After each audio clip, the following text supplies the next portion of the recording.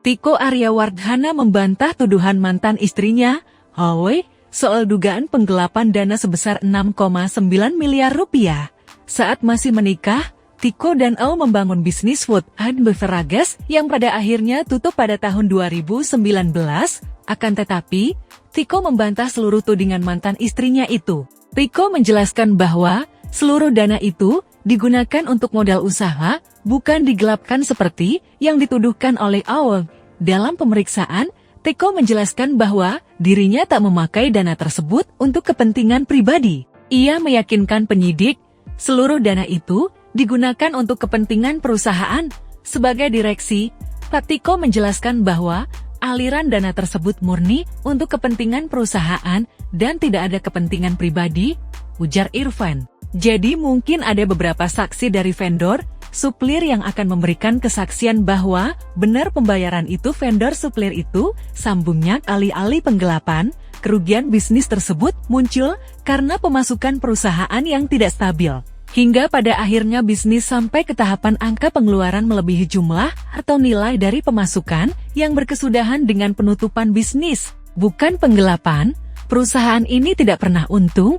Berjalan bisnis restoran ini fluktuatif tergantung berapa customer yang datang ke restoran, itu yang tidak bisa diprediksi, ungkap Irfan. Namanya bisnis restoran kadang ramai, kadang sepi, biaya juga banyak, sewa gedung, peralatan, dan lain-lain, gaji karyawan itu semua yang jadi beban biaya, saat ditutupnya restoran menjadi tanggung jawab daripada Mas Tiko, lanjut dia. Karena itu, Irfan berharap kesaksian kliennya dapat menjadi pertimbangan penyidik dalam menangani perkara ini, termasuk membuktikan soal tidak adanya penggelapan dana.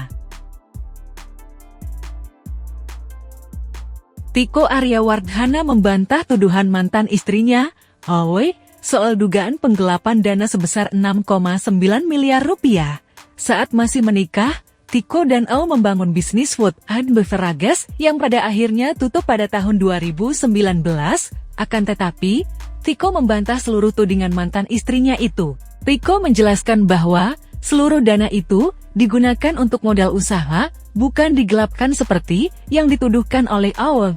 Dalam pemeriksaan, Tiko menjelaskan bahwa dirinya tak memakai dana tersebut untuk kepentingan pribadi. Ia meyakinkan penyidik, seluruh dana itu digunakan untuk kepentingan perusahaan.